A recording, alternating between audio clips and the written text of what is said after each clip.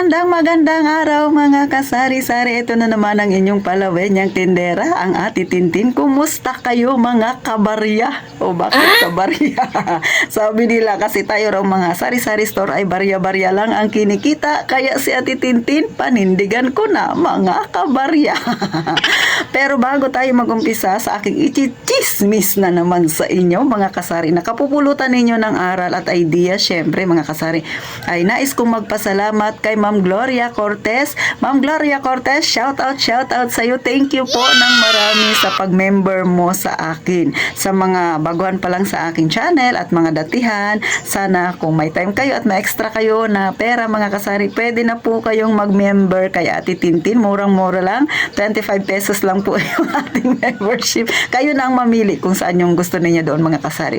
At syempre mga kasari, no, sa mga kaumpisa pa lang ng kanilang tindahan, bagay na bagay ito sa inyo, maging aral ito. At syempre, bago tayo mag-umpisa doon sa ating topic, huwag ka nang mahiya. Ikaw na nanonood na hindi pa nakasubscribe sa akin, mag-subscribe ka na. Paki-like na rin ang aking video. Syempre, kung may natutunan ka, isabay mo na ang notification bell na yan para pag nag-upload ako, abay, mano-notify ka agad na mga kasari. At paki-share naman kung hindi kayo busy. Kaya, umpisahan na natin ang real talk at masaya nating chismis. Kumusta mga kabarya? Si Ate Tintin talaga. Hayaan nyo na ako. Masaya lang ako mga kasari, no? Pero ngayon, itong ating topic ay medyo komplikado. Ikaw na tindera na nakaranas ng paglubog ng iyong tindahan at ibinangon mong muli. Ibig sabihin, ipinaglaban mo ang iyong tindahan. Pero kailan mo ba dapat ipaglaban ng isang tindahan, ang iyong negosyo, o kailan mo ba dapat bitawan na? May hugot tayo dyan, mga kasari. So, eto no, ako kasi pinagdaanan ko rin yan, nag 50-50 yung aking tindahan mga kasari. Sa mga datihan ng nakasubscribe kay Ate Tintin, lagi kong inuulit, diba? At yung iba ay nakakaalam na rin ito, na yun nga yung nangyari sa aking tindahan, nag 50-50 siya.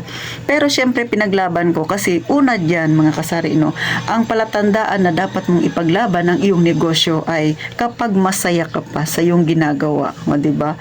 Yung tipong malungkot ka kasi nakita mo lumubog yung tindahan mo, masakit sa'yo. Talagang dinamdam ko yun, diba? So kapag ganun pa yung nararamdaman mo, ay kailangan mong ipaglaban ng yung tindahan. Kasi nandoon pa yung ningas yung kagustuhan mo na magnegosyo pa mga kasari, no? Nasa puso mo siya. At saka inisip mo masaya ka sa yung ginagawa kahit napapagod ka, napupuyat ka, grabe yung sakripisyo mo. So ganun po yung damdamin ng isang nagtitindahan. Kapag may ganyan ka pang pakiramdam, ay ibig sabihin, i-go mo yan mga kasari.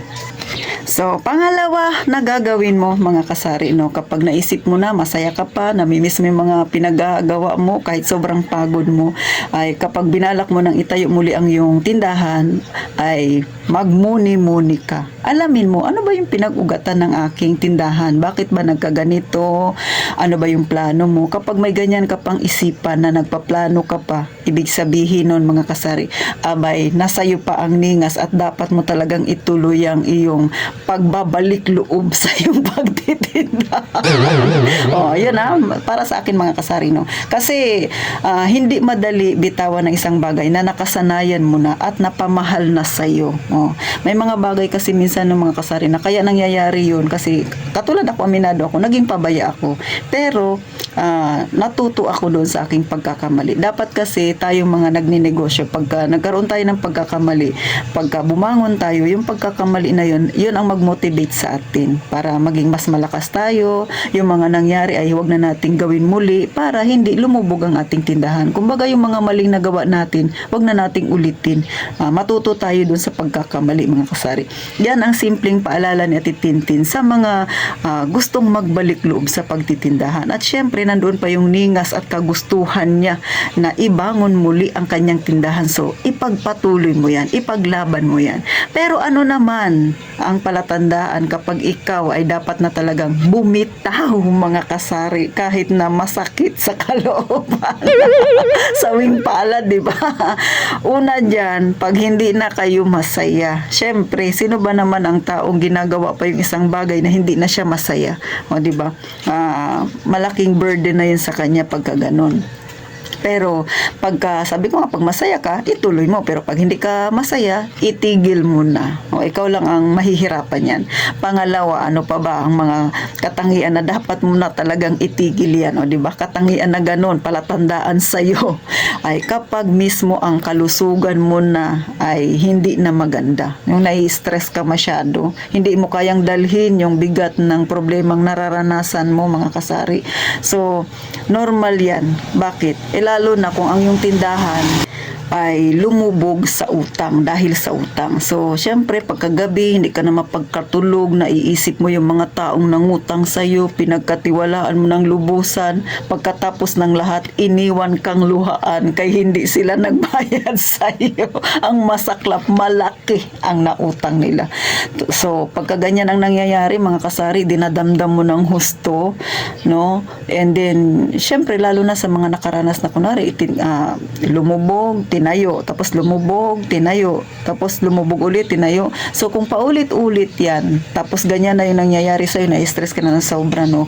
Mga kasari, bitawan mo na ang pagtitindahan. Magpahinga ka muna. Kasi baka mamaya ay masakripisyo mo ng husto yung sarili mo, no, mga kasari. Tapos hindi ka na masaya. Bakit mo pa itutuloy yung isang bagay? At bakit mo pa ipaglalaban ng isang bagay kung ang nangyayari sa'yo ay kabaliktaran na, o di ba? Kung yung iba tuwang-tuwa pag nagkakanegosyo, ikaw naman ang lungkot-lungkot na ng buhay mo, lagi mong naaalala yung mga taong nangutang sa'yo na hindi nagbayad, tapos na problema ka pa kung saan ka kukuha ng puhunan. So sobrang stress ka na, nakaka-depress yan. Magpahinga ka muna sa pagtitindahan. Pero, syempre mga kasari, meron naman ibang tao, no? Hindi nila siniseryoso yung pagtitindahan. O may mga kilala akong ganyan, yung pa-chill-chill lang. Bahala kang lumubog, bahala kang lumitaw. So, ano ba itong mga ganito? Yung pag may pera sila, o sige, magtitindahan ako. Pag lumubog, sige, magpahinga ako. Pero relax sila. Hindi naman sila apektado. Kasi nga, ang mindset nila ay, kesa bumili ako sa iba atitin, dito na lang ako sa tindahan ko, kumita ako ng konti, okay lang, magsara ako, okay lang. So, may mga ganong tao, di ba? Parang happy-go-lucky sila, mga kasari. So, may namimit ako na ganon. Kaya okay lang. Oh. Pero kung kayo ay seryoso sa pagninegosyo ninyo, abay, yan talaga yung magiging damdamin ninyo. Masaya kayo pag may negosyo kayo. Pero kung hindi na kayo masaya, ay tumigil kayo, mga kasari. Pero kung kayo ay yung sinasabi ko nga na parang happy-go-lucky, parang wala lang pakialam, kung may pera, sige, mag-ano lang, magnegosyo, pag naubos na o di magpahinga, o ganon, ay okay lang naman yan, mga kasari, as long as masaya kayo. So, ganong klase ang meron tayong mga tindera, mga kasari. Yung mga tindera na tipong seryoso sa pagpapalago ng kanilang tindahan. At ito yung tipong kung malugi man, ay okay lang din. Di ba? May mga ganong klaseng tao, no? Kaya nilang dalhin yung paglubog at pag tayo muli ng kanilang negosyo. Pero hindi sila masyadong nag-e-effort na para yung kanilang tindahan ay palaguin. Yun yung mga tipong chill-chill lang talaga. Sakay lang sila kung saan yung agos, doon lang sila. So nakakatuwa yung ganyang tao. Pero kung masyado nang masakit para sa iyo, talagang naapektuhan na yung iyong kalusugan, ay magtigil ka muna, magpahinga ka muna. So itong mga bagay na ito, mga kasari, no, opinion ko ito, payo ko lang sa iba, pag-isipan nyo rin. Baka isa kayo sa mga ganun, no. Pagka masaya pa kayo, idiretso nyo yung goal ninyo. Kasi para sa akin, no, kaya ako nagtindahan, may goal ako sa aking buhay. Noon, nung empleyado pa ako, ang pangarap ko lang magkaroon ng tindahan. Nung nagkatindahan na ako, ang pangarap ko magkaroon ng ipon. Nung nagkakaroon ako ng ipon, nadagdagan na yung aking goal. Gusto ko magkaroon ako ng bahay, makapag-ipon ng medyo malaki-laki, paghandaan yung kinabukasan, yung pagtanda ko, kasi doon naman tayo lahat papunta, di ba? Kasi pag tumatanda tayo, siyempre, malapitin na tayo sa sakit. So, yun yung pinaghahandaan natin, na hanggat kaya pa natin. So, yun yung ilan sa mga goal ni Ate Tintin. Kaya, bilang may tindahan, gustong-gusto kong palaguin ang aking tindahan, makapag-ipon, kahit isa-isang hakbang ay okay sa akin yun. Pero never kong nilagay sa isip ko na ako ay titigil, no, mga kasari, na bibitawan ko ang pagtitindahan.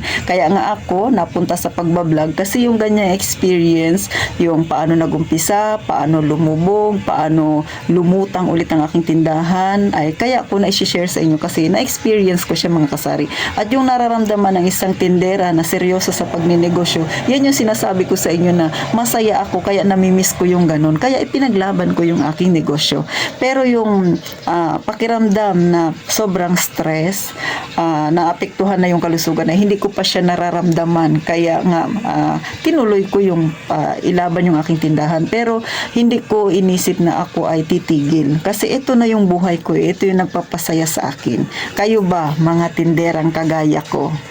So, paano mga kasari? Sana may nakuha kayong idea sa mga medyo nasaktan dyan dahil lumubog ang kanilang tindahan pero nagpipilit pa rin iahon.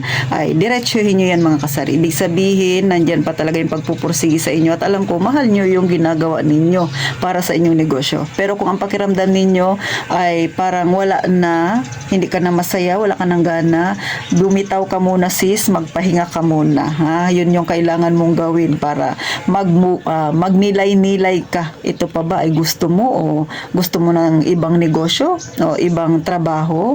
So, nasa sayo ang kasagutan, mga kasari. So, yan lang ang aking simpleng tips, mga kasari. At syempre, invite ko kayo na mag-member na kayo, mga kasari, no? So, paano? Gaya nga ng palagi sinasabi ni Ate Tintin, mag-iingat tayong palagi, mga kasari.